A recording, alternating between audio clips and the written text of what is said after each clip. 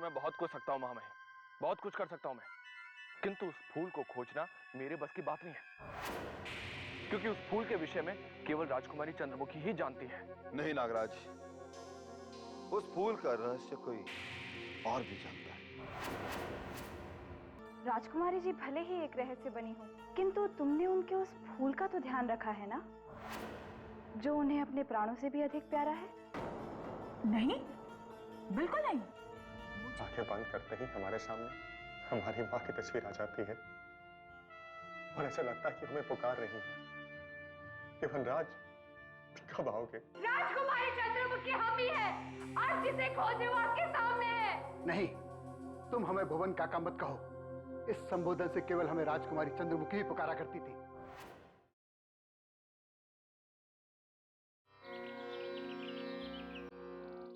राजकुमारी चंद्रमुखी का यह रहस्य खुल गया तो हमारे हाथों में फिर से कुछ नहीं रहेगा। वो हमारे कार्यों पर लगाम लगा देगी।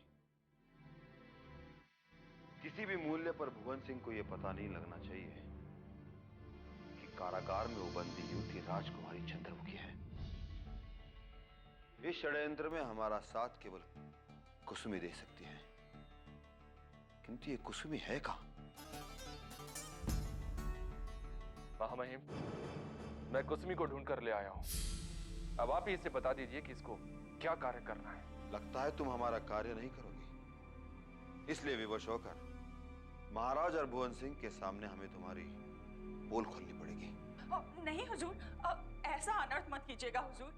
मैं आपकी हर बात मानने को तैयार हूँ हुजूर, लेकिन आप भूल कर भी मेरी पोल मत खोलिएगा, अन्यथा मैं मारी जाऊंगी हुजूर। जब तुम्हें मरने से इतना डर लगता है तो तुम हमारा कार्य पूर्ण क्यों नहीं करते? हुजूर, अभी आप मुझे वो कार्य छोड़कर कोई और कार्य सौंप दीजिए, क्योंकि उस फूल को ढूंढने में अभी थोड़ा तो समय लगेगा हुजूर। पर मैं वचन देती हूँ कि जैसे ही मुझे वो फूल मिलेगा मैं आपके ही सुपुर्द कर दूंगी, और अभी जो आप कार्य मुझे सौंपेंगे वो मैं तत्काल कर दूंगी हुजूर। वैसे कुसुमी का यह सुझाव बुरा नहीं है महामहिम। अब इसे वो 3 प्रश्नों वाली बात बता दीजिए ताकि हमारे राज्य पर आया हुआ संकट टल जाए। नागराज, क्या तुमने वो 3 प्रश्न कुसुमी को बताए नहीं? हम तो समझ रहे थे कि तुम इसे समझा कर लाए हो। अब तुम इसे बता दो कि हम क्या चाहते हैं। कुसुमी, महामहिम चाहते हैं कि तुम उस राजकुमारी चंद्रमुखी से कोई ऐसे 3 प्रश्न पूछो जिसका उत्तर वो ना दे पाए, और महाराज को यकीन हो जाए कि कारागार में बंद वो युवती राजकुमारी चंद्रमुखी नहीं बल्कि कोई और है। हुजूर, ये कार्य तो मेरे लिए बहुत ही आसान है। मैं ऐसे 3 तो क्या 30 प्रश्न खोज सकती हूँ हुजूर। बस इसके लिए मुझे थोड़ा सा समय दे दीजिए हुजूर। कितना समय? कितना समय चाहिए तुम्हें इसके लिए? बोलो। मैं महामहिम से प्रार्थना करके 1-2 दिन का समय ले सकता हूं, किंतु इससे अधिक समय की मुझसे आशा मत करना। बस हुजूर, इतना समय मेरे लिए बहुत है।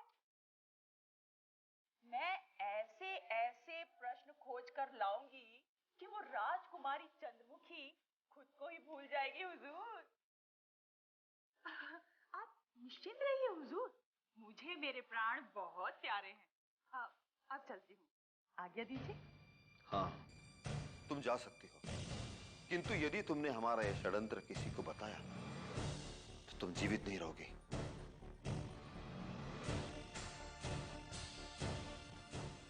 महामहिम, कुसुमी का आत्मविश्वास देखकर मुझे लग रहा है कि वो ऐसे 3 प्रश्न अवश्य लाएगी जो राजकुमारी चंद्रमुखी को झूठा ठहरा देंगे, और उसके बाद महाराज अपनी ही सुपुत्री को सूली पर लटका देंगे। महामहिम, सूली पर। नागराज, यदि तुम्हारे ये वचन सत्य निकले तो हम तुम्हें रूपनगर के सबसे बुद्धिमान व्यक्ति की पदवी दे देंगे, और साथ में नाग के विष का एक प्याला भी उपहार में देंगे, जिससे तुम्हारा ये मस्तिष्क इसी तरह कार्य करता रहे। वाह महामहिम, आप महान हैं, आप महान हैं। अब चलिए, हमें उस बुड्ढे भुवन सिंह को भी तो मूर्ख बनाना है, हमें उसे भी अपने 3 प्रश्नों के जाल में फंसाना है। हाँ नागराज, चलो। चलिए।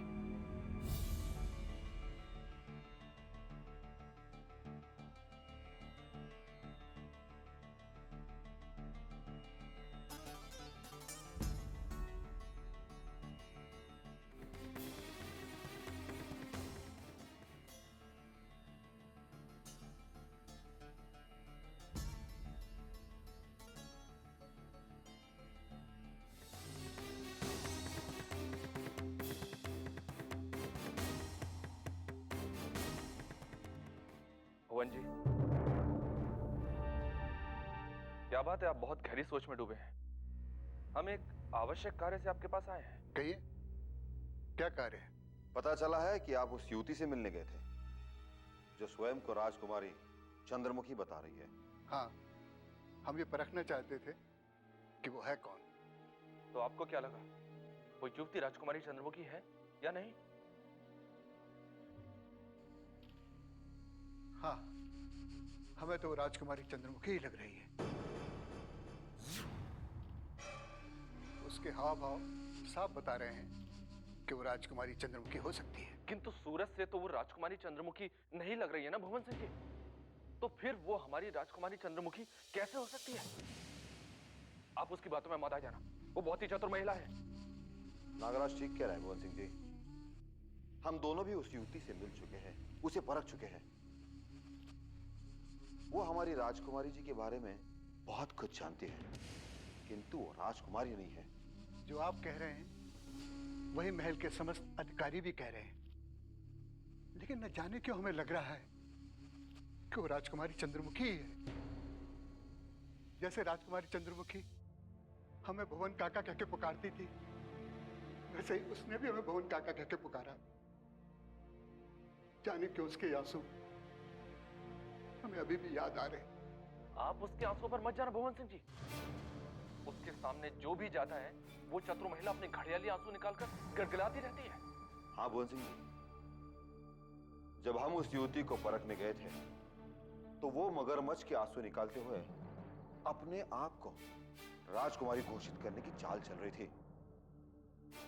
अवश्य उसने कहीं ना कहीं से राजकुमारी के कोई रहस्य जान लिए होंगे और उन्हीं रहस्यों के सहारे वो हम सबको मूर्ख बनाने का प्रयास कर रही है। आप उस पर विश्वास बिल्कुल मत कीजिए। हम इस तरह हाथ पे हाथ धरे तो नहीं बैठ सकते। हमें कोई ना कोई कदम तो उठाना ही होगा। हम महाराज को भी बहुत दिनों तक नहीं टाल सकते हैं। हमें महाराज को उत्तर देना ही होगा। किंतु उस पर विश्वास करने से पहले एक बार उसे परख लीजिए भुवन सिंह जी। कुसुमी के पास ऐसे कोई 3 प्रश्न हैं जिसका उत्तर केवल राजकुमारी चंद्रमुखी ही जानती है। यदि उन प्रश्नों को उस युवती से पूछा जाए तो सत्य तत्काल सामने आ सकता है। यदि ये बात है तो हम उसकी परीक्षा लेने को तैयार हैं। किंतु कुसुमी जो प्रश्न पूछना चाहती है, हम चाहते हैं कि वो प्रश्न पहले हमें बताए जाएं। इसके पश्चात हम महाराज से मिलने का निर्णय लेंगे। भुवन सिंह जी, आपके आदेश का भी पालन कर देते हैं। आप कक्ष में चलिए, हम तत्काल कुसुमी को आपके कक्ष में उन 3 प्रश्नों के साथ भेज देते हैं। चलो ना। प्रणाम।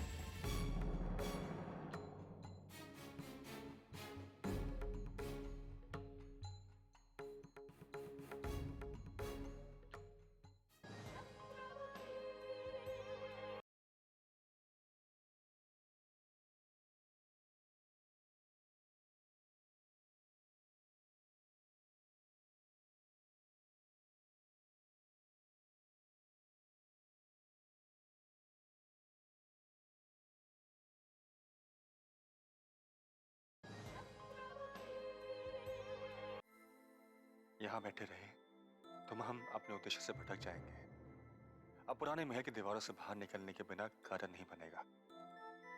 हमें किसी का भरोसा नहीं करना चाहिए और चंद्रमुखी का फूल ढूंढने अकेले ही निकल पड़ना चाहिए। बधाई हो अतिथि युवराज, आपकी तपस्या का फल आज मिल गया।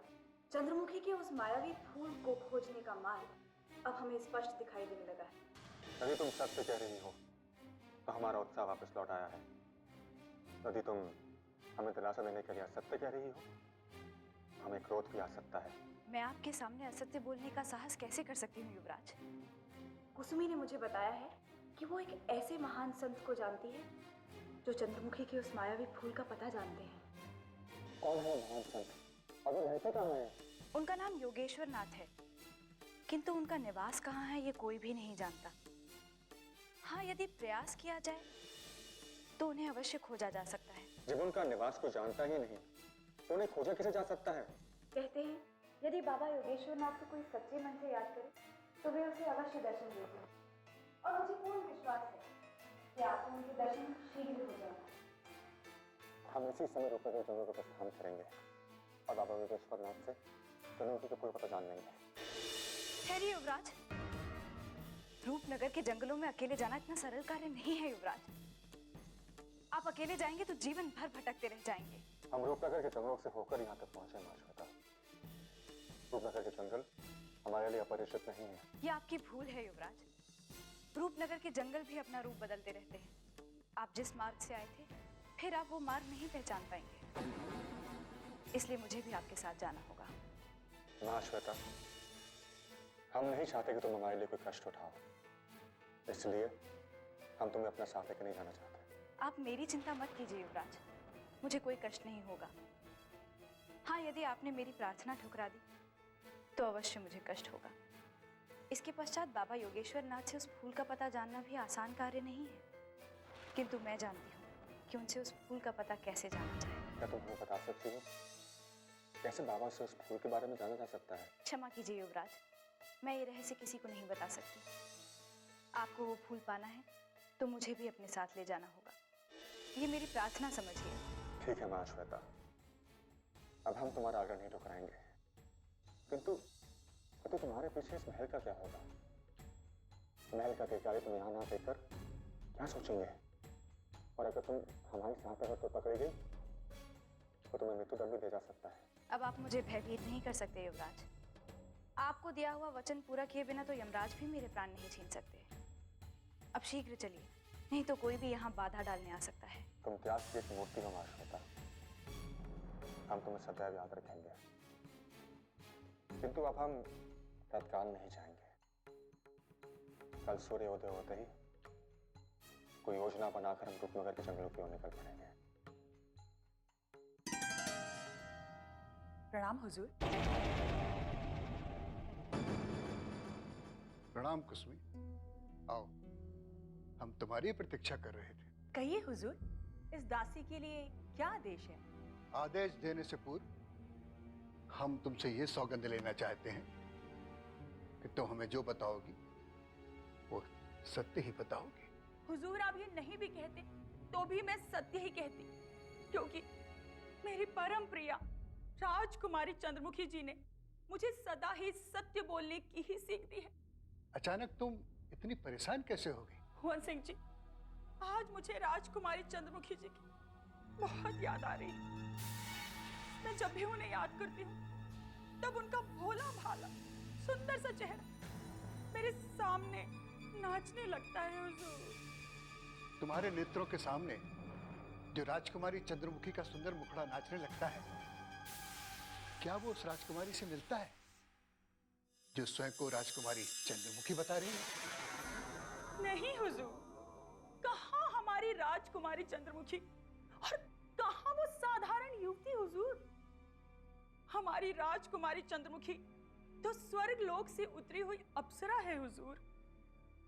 हमारे नेत्रों के सामने तो वही सुंदर राजकुमारी चंद्रमुखी बार बार प्रतीत होती है जिसे हमने बचपन से पाला था हुजूर। वो साधारण युवती, वो तो हमारी राजकुमारी चंद्रमुखी की छाया से भी होड़ नहीं कर सकती हुजूर। महामहिम राजवीर सिंह ने हमें बताया है कि तुम राजकुमारी चंद्रमुखी के बारे में कुछ ऐसी बातें जानती हो जिसे कोई नहीं जानता। क्या ये सत्य है? महामहिम राजवीर सिंह जी सत्य कह रहे हैं हुजूर। मेरे पास आज भी कुछ ऐसे रहस्य हैं जो केवल मैं और राजकुमारी चंद्रमुखी जी ही जानते हैं। हमें तुम ऐसे 3 प्रश्न बताओ जो राजकुमारी चंद्रमुखी भी जानती है। अगर तुमने तीनों ऐसे प्रश्न बताकर हमारी समस्या हल कर दी तो हम तुम्हें मुंह मांगा उपहार देंगे। मुझे उपहार का लालच नहीं है हुजूर। यदि मेरे बताए हुए प्रश्नों से राजकुमारी चंद्रमुखी जी को खोजने में सहायता होती है तो मुझे बिन मांगे ही मुंह मांगा उपहार मिल जाएगा हुजूर। राजकुमारी चंद्रमुखी के लिए तुम्हारा प्रेम देखकर हमें बहुत प्रसन्नता हुई। अब वो तुम 3 रहस्य भी बता दो। हुजूर, पहला रहस्य ये है कि जब राजकुमारी चंद्रमुखी जी छोटी थी तब वो महाराज को बिना बताए हमें अपने साथ रूपनगर के जंगलों में ले गई थी और वहां अचानक एक भालू ने हम पर आक्रमण कर दिया था।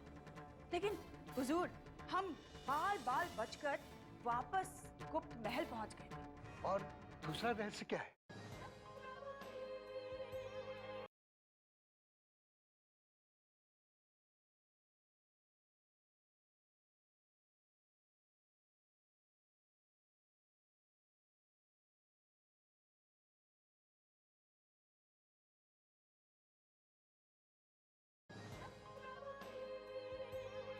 और दूसरा रहस्य क्या है? हुजूर, दूसरा रहस्य ये है कि राजकुमारी चंद्रमुखी जी एक दिन जब नदी में स्नान करने गई थी तब वो डूबते डूबते बची थी हुजूर।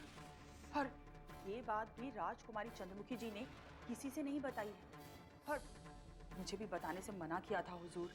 और तीसरा? हुजूर, तीसरा रहस्य ये है कि राजकुमारी चंद्रमुखी जी को अंधेरे से बहुत भय लगता है, परंतु वो ये बात किसी पर प्रकट नहीं होने देती, सबसे छुपाती है हुजूर। बस हुजूर, यही वो 3 प्रश्न हैं जिसका उत्तर यदि उस युवती ने दे दिया तो वो हमारी राजकुमारी चंद्रमुखी है, अन्यथा कोई पाखंड नहीं। बस हुजूर, मैं आपकी इतनी ही सहायता कर सकती हूँ हुजूर। तुमने हमारी समस्या हल कर दी है कुसुम, अब तुम जा सकती हो। प्रणाम। प्रणाम।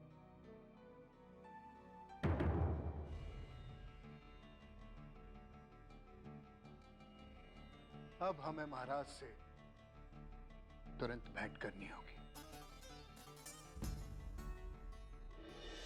कटघरे में बंद युवती जो अपने को राजकुमारी बता रही है, उसकी परीक्षा लेने का अवसर हमें मिल गया है। ये आप क्या कह रहे हैं भवन सिंह जी? जो हमारी सपुत्री है ही नहीं तो उसकी परीक्षा लेने से हमें क्या लाभ है? महाराज, वो युवती चाहे आपकी सुपुत्री ना हो, किंतु जिस विश्वास से वो राजकुमारी होने का दावा कर रही है, हमें ऐसा लगता है कि उसे एक अवसर अवश्य देना चाहिए।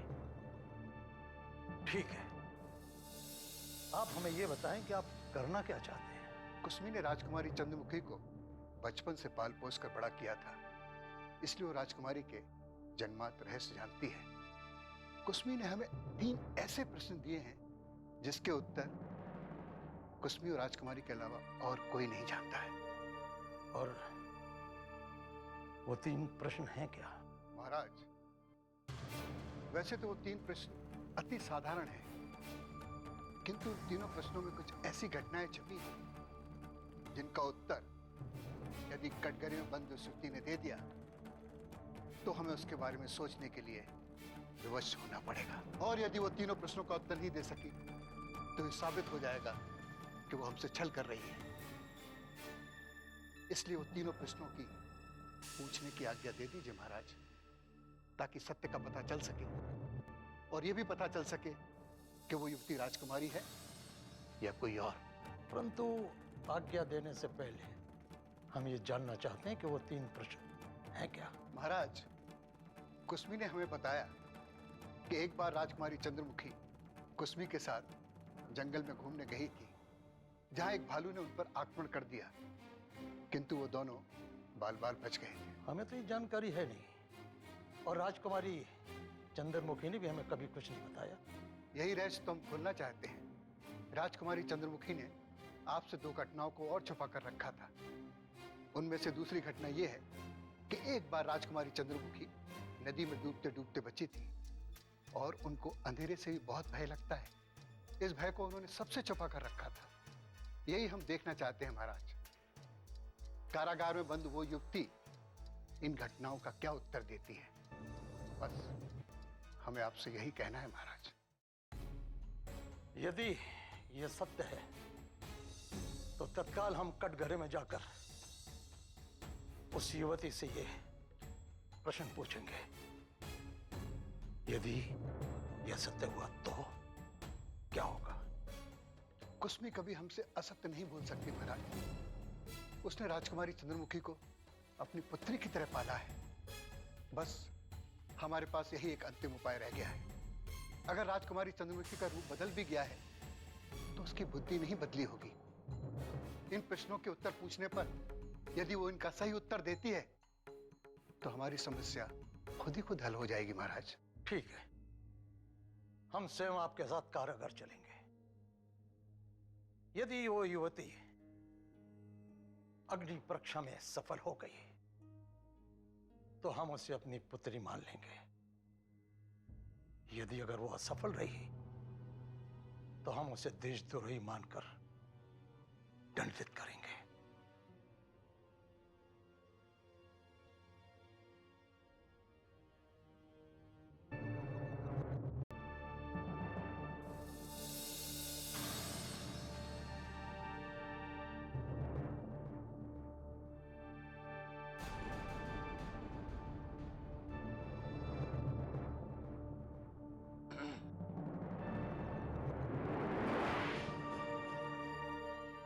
पिताश्री, पिताश्री आप आ गए। देखिए पिताश्री, सब हमें ढोंगी राजकुमारी साबित करने पर तुले हुए हैं। आप सबको बता दीजिए, हम आपकी प्रिय राजकुमारी चंद्रमुखी है। पिताश्री, भुवन काका, पिताश्री कुछ बोलते क्यों नहीं है? आप दोनों इतने चिंतित क्यों दिखाई दे रहे? आप दोनों को देखकर हम बहुत प्रसन्न हुए, किंतु आप दोनों कुछ कह क्यों नहीं रहे हैं? हम तुमसे कुछ प्रश्न पूछने आए हैं। अगर तुमने उसका उत्तर ठीक ठीक दे दिया तो तुम्हें इस बंधन से मुक्ति मिल जाएगी। अगर तुमने ठीक से उत्तर नहीं दिया तो तुम्हें कठोर दंड भी मिल सकता है। कैसे प्रश्न? हम तो सारे प्रश्नों के उत्तर दे चुके हैं। हम सभी अधिकारियों को बता चुके हैं कि हम ही राजकुमारी चंद्रमुखी है। केवल हमारा रूप बदला है, किंतु हम रूपनगर की राजकुमारी चंद्रमुखी है। यदि तुम रूपनगर की राजकुमारी हो तो तुम्हें भुवन सिंह के प्रश्न का उत्तर देना होगा। भुवन सिंह जी, अब सत्य और असत्य जानने का ठीक समय आ गया है। भुवन सिंह जी, प्रश्न पूछे जाए। जी महाराज। एक बार तुम गुप्त महल से बिना बताए जंगल में प्रवेश कर गई थी। वहां पर किस जंगली पशु ने तुम पर आक्रमण करने का प्रयास किया था? ये कैसा विचित्र प्रश्न पूछ रहे हैं आप भुवन काका? हम पुराने महल से जंगल में कभी इतनी दूर नहीं गए जहाँ कोई पशु हमारे पर आक्रमण कर सके। अच्छी तरह से एक बार फिर याद कर लो।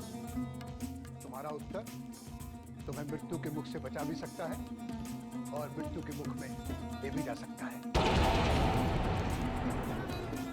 दूसरा प्रश्न पूछा जाए। एक बार तुम्हारे प्राणों पर इतना संकट आ गया था कि तुम मृत्यु के मुख में जाते जाते बार बार बची थी।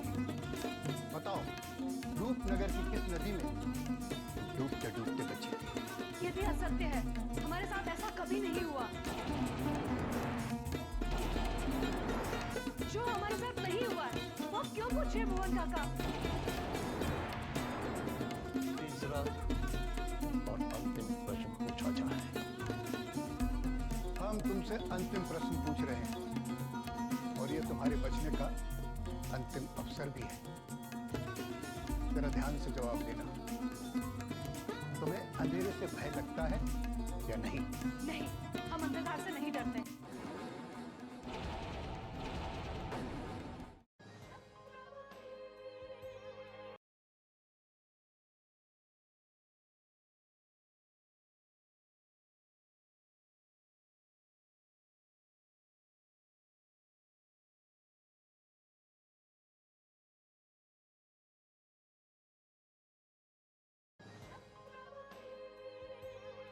नहीं, हम अंधकार से नहीं डरते।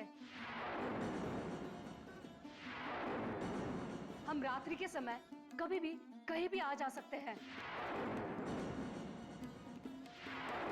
हम एक राजकुमारी है और राजकुमारी कभी किसी अंधकार से नहीं डरती। तुम झूठ बोल रही हो। तुम हमारे रूपनगर की राजकुमारी तो क्या किसी निर्बल राज्य की भी राजकुमारी नहीं हो सकती। तुम ढोंगी हो। तुमने हमारी राजकुमारी को लुट किया है। तुमने हमारे रूपनगर की राजकुमारी बनने का स्वप्न देखा है। हम तुम्हें मृत्युदंड देते हैं।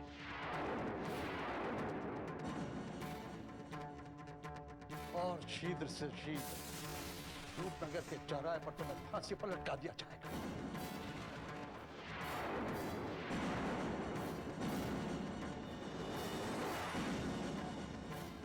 भवन सिंह जी, चलिए यहां से।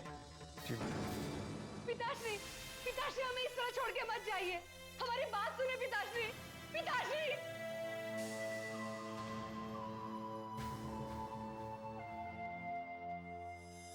महामहिम, महामहिम, मैं एक बहुत बुरी सूचना लेकर आया हूं। हम तुमसे किसी शुभ सूचना की आशा ही नहीं करते। अब बताओ, क्या बुरी सूचना लेकर आए हो? सूचना यह है महामहिम कि कटघरे में बंद राजकुमारी चंद्रमुखी से महाराज ने जो 3 सवाल पूछे थे वो उनका उत्तर नहीं दे पाई। इसमें नई बात क्या हुई नागराज? ये हमारी योजना का हिस्सा था। हमने तो कुसुमी से कहा था कि ऐसे 3 सवाल ढूंढ कर ले आना जिसका जवाब वो राजकुमारी ना दे सके। और हुआ वही जो हम चाहते थे। नहीं महामहिम, हम ये नहीं चाहते थे। हम तो चाहते थे कि महाराज राजकुमारी चंद्रमुखी को या तो कारागार में बंदी बनाकर रखेंगे या फिर उन्हें देश निकालने का दंड दे देंगे। किंतु महामहिम, महाराज ने राजकुमारी चंद्रमुखी को फांसी का दंड सुना दिया है।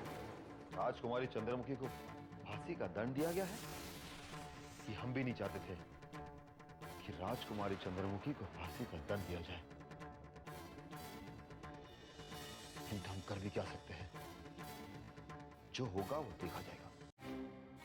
किंतु तुम इतने घबराए हुए क्यों हो? लगता है फांसी का दंड राजकुमारी चंद्रमुखी को नहीं अपितु तुम्हें सुनाया जा रहा है। हो सकता है महामहिम कि एक दिन हम दोनों को भी फांसी का दंड भुगतना पड़े, क्योंकि जब एक युवती को उसकी छोटी सी भूल पर फांसी का दंड सुनाया जा सकता है तो ऐसी विपत्ति हम दोनों पर भी आ सकती है, क्योंकि हमने एक नहीं हजारों भूलें की है महामहिम। तुम्हारे कहने का तात्पर्य क्या है? क्या तुम ये कहना चाहते हो कि यदि हमारे षड्यंत्र पकड़े गए तो महाराज हमें भी फांसी के फंदे पर लटका देंगे? हाँ महामहिम, मैं भी यही सोच सोचकर बहुत घबरा गया हूं। आप ही सोचिए, यदि महाराज के सामने हमारी पोल खुल गई तो क्या महाराज हमें क्षमा कर देंगे? नहीं नागराज, यदि महाराज को पता चल गया कि हम दोनों आस्तीन के सांप हैं तो हमें सरेआम फांसी पर लटका दिया जाएगा। अब तो आप समझ ही गए होंगे महामहिम कि मैं इतना क्यों घबरा गया हूं।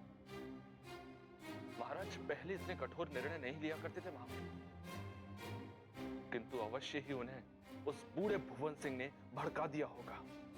तुम ठीक कह रहे हो नागराज। वो बूढ़ा भुवन सिंह जब देखो तब महाराज के तलुए चाटते रहता है। उसी ने महाराज के कान भर दिए होंगे। मेरा तो मन करता है महामहिम कि उस बूढ़े भुवन सिंह का वध करवा दूं, क्योंकि जब तक वो बूढ़ा जीवित रहेगा हम दोनों पर तलवार लटकती रहेगी। ऐसा अनर्थ मत करना नागराज। यदि भुवन सिंह का वध हो गया और तुम पकड़े गए तो तुम्हारे साथ साथ हमें भी मृत्यु के घाट उतार दिया जाएगा। इसलिए ऐसी कोई योजना बनाओ जिससे हम भी सुरक्षित रहें और उस बूढ़े भुवन सिंह को हम पर संदेह न रहे। महामहिम, भुवन सिंह से बचने की योजना तो मैं बना ही लूंगा, किंतु इस समय हमें महाराज के प्रकोप से बचने का कोई उपाय सोचना चाहिए और किसी भी तरह राजकुमारी चंद्रमुखी को दिए हुए दंड को टालने की योजना बनानी चाहिए। ये कार्य इतना आसान नहीं है नागराज, किंतु हम इस कार्य पर विचार अवश्य करेंगे। आज से हमें हमारा हर कदम फूक फूक कर उठाना होगा और जैसे हमें कोई तोड़ मिलेगा हम किसी बहाने से जाकर महाराज से मिलेंगे और राजकुमारी चंद्रमुखी को क्षमा करने की प्रार्थना करेंगे। यदि महाराज ने राजकुमारी चंद्रमुखी को प्राणदान दे दिया महामहिम, तो हमारे ऊपर भविष्य में आने वाला संकट टल जाएगा। अब मुझे बताइए क्या आदेश है? नागराज, तुम महल के हर कोने में जाकर देख के आओ कि राजकुमारी चंद्रमुखी को मिले हुए मृत्युदंड से क्या हलचल मच गई है। ठीक है मामही, मैं भी जाकर देखता हूं। तब तक आप अपनी योजना बना लीजिए। प्रणाम।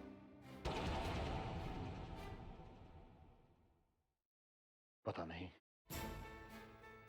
राजकुमारी चंद्रमुखी को मिले हुए मृत्युदंड से क्या नया संकट आने वाला है।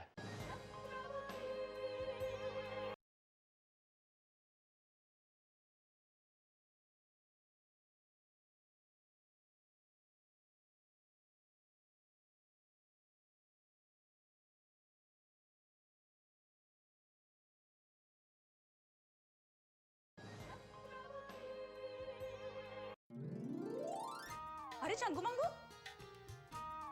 कहाँ भागे जा रहे हो तुम दोनों? कहीं तुम्हारे सरकार तुम्हें मारने के लिए तुम्हारे पीछे पीछे तो नहीं आ रहे? अरे नहीं नहीं कुसमी जी, अब हमें अपने मूर्ख सरकार धुआं सिंह जी से थोड़ा भी भय नहीं लगता। हम तो महाराज के प्रकोप से डर रहे हैं। महाराज के प्रकोप से? तुम दोनों ने ऐसा क्या कर दिया तो तुम्हें महाराज के प्रकोप से भागना पड़ रहा है? क्या तुम नहीं जानती? महाराज ने उस ढोंगी राजकुमारी को फांसी पर लटकाने का आदेश दे दिया है। अच्छा, नहीं, मैं नहीं जानती कि उस ढोंगी राजकुमारी को महाराज ने फांसी का दंड सुना दिया है। वैसे कुसमी जी, आप मेरी बात मानिए तो आप भी कहीं जाके छिप जाइए, क्योंकि महाराज इस समय बहुत क्रोधित है। अगर कहीं गलती से आप उनके सामने पड़ गई तो आप भी उनके दंड की भागीदारी होंगी। मुझे क्यों महाराज दंड देंगे? हाँ, मैंने आज तक ऐसा कोई कार्य नहीं किया है जिसकी वजह से मुझे भयभीत होना पड़े। उस ढोंगी युवती ने स्वयं को राजकुमारी चंद्रमुखी बताकर अपने ही पैरों पर कुल्हाड़ी मारी, इसलिए महाराज ने उसे मृत्यु दंड दिया है। जो जैसा करेगा वो वैसा भरेगा। बुरा मत मानना कुसमी, तुम भी कहीं कम चतुर नहीं हो। जितनी दिखने में भोली दिखती हो उससे भी अधिक चालाक हो। और तुम दोनों क्या कम हो? जब देखो इधर की उधर करते रहते हो। मैं तो कहती हूँ अभी भी समय है, सुधर जाओ, अन्यथा किसी दिन बहुत नुकसान उठाना पड़ सकता है चंगू मंगू। कुसमी जी, मैं तो सदा संभल कर ही बात करता हूँ, पर ये चंगू है ना, बिना सोचे समझे कुछ भी बोल देता है। झूठ मत बोल मंगू, तू ही मुझे महल में नई नई सूचना लाने के लिए और उसे महल में फैलाने के लिए उकसाते रहता है। मैंने कभी तुझे बोला उकसाने के लिए? तू ही उकसाते रहता है। उकसाता है? तू ही उकसाता है। तू उकसाता है? नहीं नहीं, तू बोलता है। मैं नहीं बोलता, तू बोलता है। तू बोलता है। तू बोलता है। ज्यादा तो तू बोलता है। तू बोलता है। नहीं तू।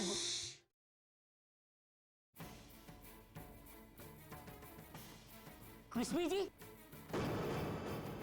अब देखना, महल में उन षड्यंत्रकारियों को सख्त से सख्त दंड दिया जाएगा। महाराज ने तो एकदम साफ आदेश दे दिया है भुवन सिंह जी को कि उन षड्यंत्रकारियों के नाम उन्हें तुरंत बता दिए जाएं जो आस्तीन के सांप। यदि ऐसा हो गया तो किन किन के नाम लिए जाएंगे? मेरे ख्याल से नागराज जी,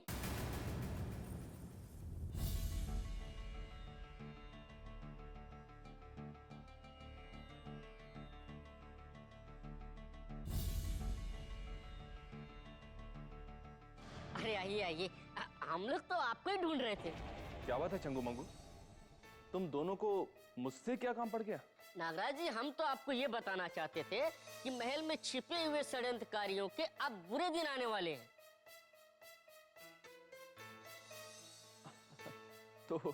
तो इसमें मैं क्या कर सकता हूं मंगू? मैं तो सदैव ही महाराज के चरणों का सेवक रहा हूं। भले ही आप महाराज के भरोसेमंद हो, किंतु आप ही बता सकते हैं कि महल में कितने षड्यंत्रकारी छुपे हुए हैं। सत्य कहूं तो महल के कार्यों से मुझे समय नहीं मिलता, इसलिए इस विषय में मैंने कभी कुछ सोचा नहीं है। नागराज जी, आप जैसे दिखते हैं वैसे हैं तो नहीं, किंतु इतना याद रखिए कि अब इस महल में किसी भी षड्यंत्रकारियों का षड्यंत्र चलने वाला नहीं, क्योंकि वो ढोंगी राजकुमारी के पश्चात अब ना जाने कौन कौन से अधिकारी फांसी के फंदे पर लटकने वाले। नागराज जी, आपसे एक बात कहूं, आप किसी ऐसे अधिकारियों का साथ नहीं दीजिएगा, नहीं तो सरेआम आपको फांसी पर लटका दिया जाएगा। अच्छा, अब हम चलते हैं। चलो चंगू, चलो, महल में और भी बहुत सारे काम हैं।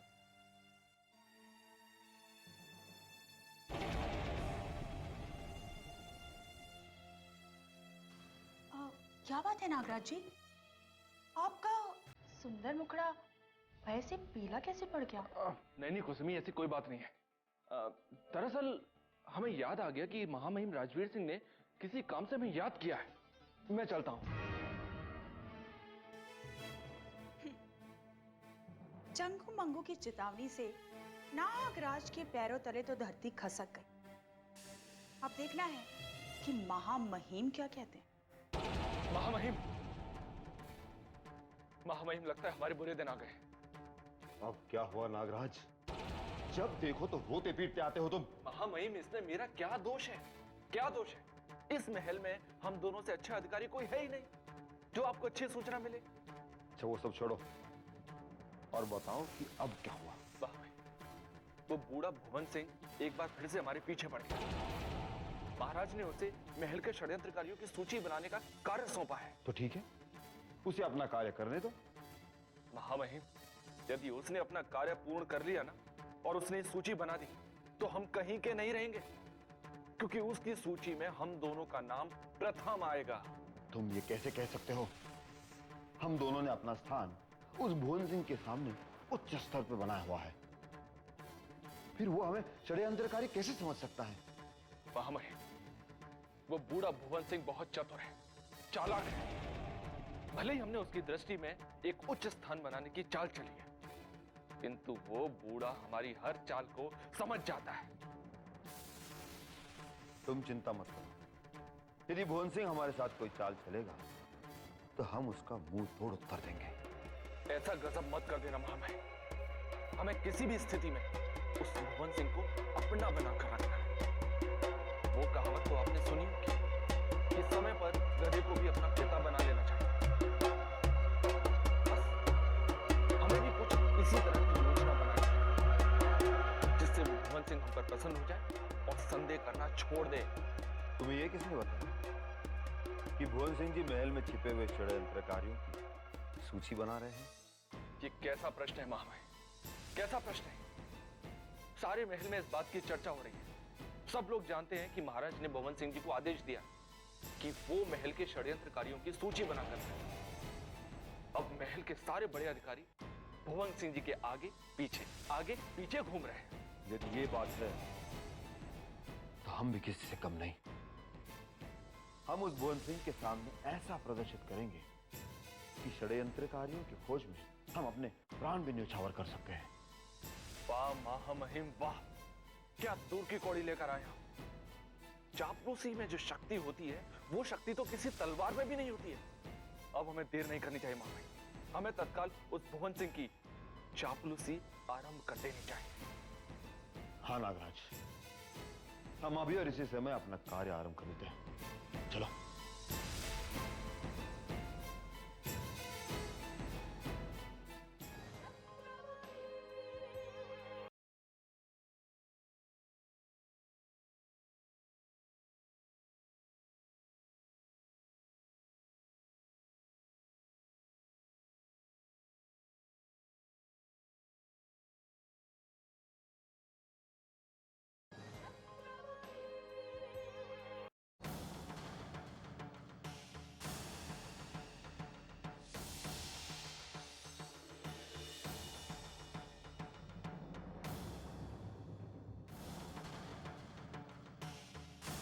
देखा कुसमी जी, महामहिम राजवीर सिंह और नागराज इतने घबराए हुए हैं।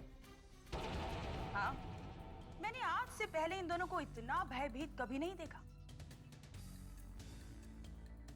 तुमने भुवन सिंह जी का नाम लेकर नागराज को बहुत डरा दिया है। पर ये महामहिम को लेकर कहाँ दौड़ा जा रहा है? वो दोनों भुवन सिंह के पैर पड़ने जा रहे हैं, क्योंकि वो दोनों सबसे बड़े षड्यंत्रकारी हैं। उन दोनों को ये भय सता रहा है कि यदि महाराज को उनके षड्यंत्र के बारे में पता चल गया तो उन्हें कड़े से कड़ा दंड हो सकता है। ये महामहिम और नागराज ना जब भी किसी मुसीबत में फंसते हैं तो तत्काल गिरगिट की तरह अपना रंग बदल लेते हैं, और जैसे ही मुसीबत समाप्त हो जाती है तो पुनः अपना वास्तविक रंग दिखाने लगते हैं। कुसमी जी आप बिल्कुल ठीक कह रही। महामहिम राजवीर और नागराज बस कुछ ही दिनों तक ठीक ठाक रहेंगे।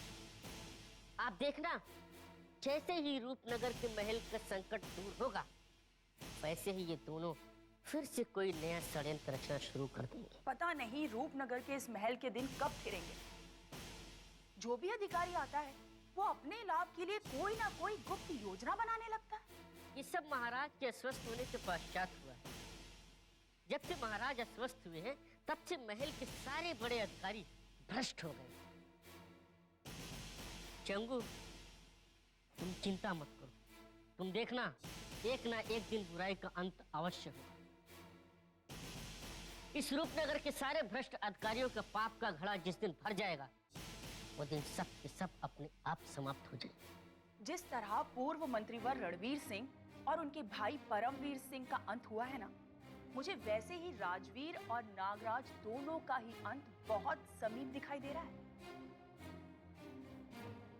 मैंने सुना है कि पूर्व मंत्रीवर रणवीर सिंह अभी तक चेतना में नहीं लौटे हैं। और उनकी चेतना कभी लौटेगी भी नहीं, क्योंकि उन्होंने अपने भाई परमवीर सिंह के साथ मिलकर जो अन्याय किए हैं उनकी सजा उन्हें एक न एक दिन अवश्य मिलेगी। वो कहते हैं ना, ऊपर वाले के घर देर है पर अंधेर नहीं। पूर्व मंत्री रणवीर सिंह जी जब महल में रहते थे तब महामहिम राजवीर सिंह और नागराज शांत रहते थे, किंतु उनके जाने के पश्चात ये दोनों कितने बदल गए। हर समय रूपनगर को हड़पने की योजना बनाते रहते हैं। किंतु हमारे रहते उनकी योजना कभी पूर्ण नहीं हो पाएगी चंगू। वो हमें मूर्ख समझते हैं, लेकिन वो ये नहीं जानते कि हम कितने बड़े चतुर हैं। इसमें तो कोई संदेह नहीं कि तुम दोनों बहुत चतुर हो। एक तुम दोनों ही तो हो जो सारे महल में जब चाहे तब उथल पुथल मचा देते हो। अब देखो ना, अभी तुमने नागराज और महामहिम का जीवन कठिन कर दिया है। इस समय वो दोनों तुम्हारी ही वजह से भुवन सिंह जी की चापलूसी में लगे होंगे।